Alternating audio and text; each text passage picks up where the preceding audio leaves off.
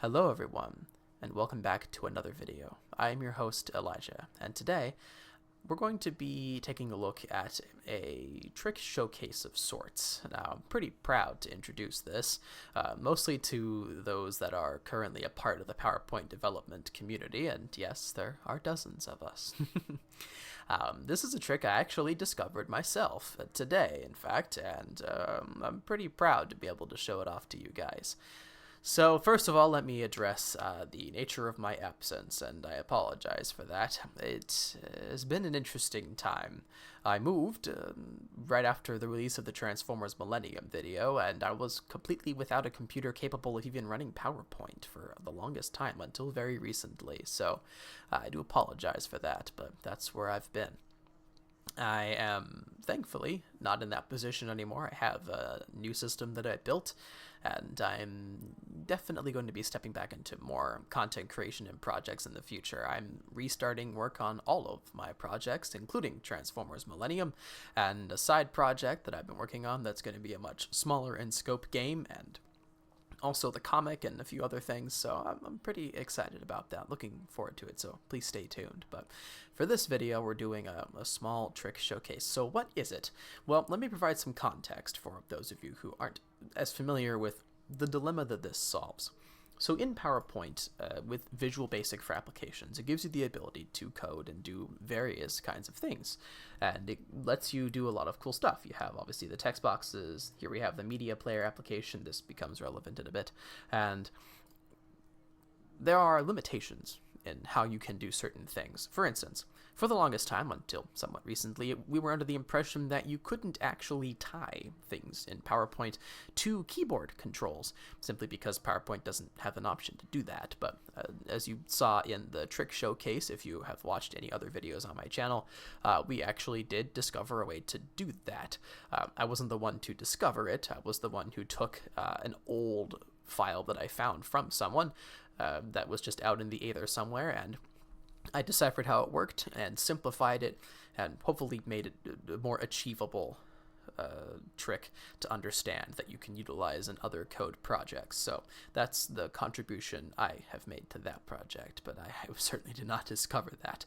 This one is me, though. This one I discovered myself, and perhaps someone else has discovered it before me. That would be entirely fair. I have never seen this done before. So now that all the context is aside, what's the limitation this is solving? Well, in PowerPoint, they do have ways by which you can have timers or loops or any way to recursively run code.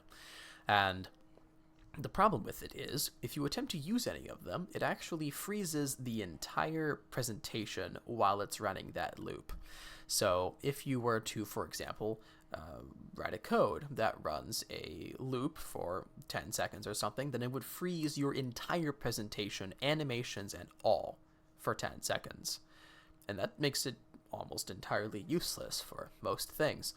So what we need to figure out is a way that we can run recursive code without slowing the PowerPoint down, so that we can use it for running various recursive code algorithms like AI and things like that. Now, of course, you can make code that runs on player input. You can get it where players will have to click something or hit something or move their mouse or something, but that's not always practical, especially when we're moving towards the potential future goal that is potentially the culmination of 15 years of development that I've been working on in this, often on inconsistently, of course, and that is to port Doom and all of its functionality into PowerPoint. And we're getting closer, and this is the next step. So, enough talk. How does it work? So, for those of you who are nerds, let me show you the code. Here it is. This is literally all of it. That's exactly how it works. So we have a Windows Media Player 1 object. That is this ActiveX control right here. How you find it is you go to this right here.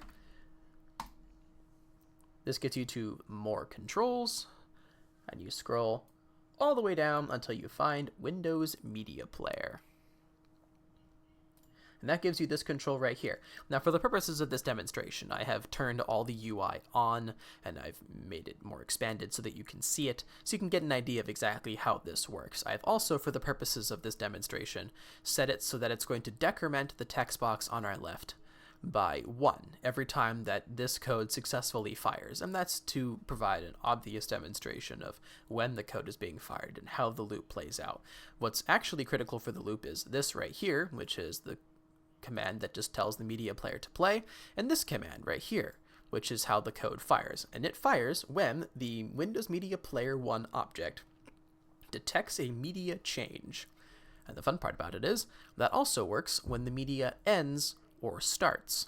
So, one more thing that we're going to be showcasing here before we begin. I have this rectangle here set to spin all the time. And that is done so that we can demonstrate exactly how much or how little the presentation will stutter as we run. With all that being said, I shall now begin. And you can see, we currently have the code running. I currently have a 1-second audio file playing. So that means we have 1 second, and then the file ends, it decrements, and then the file begins, and it decrements again. You probably can't make the audio file much smaller. There's a limitation to how quickly this VB code is going to run, but you could make this longer if you wanted this loop to be slower, which is certainly something that we'll probably need to be taking advantage of.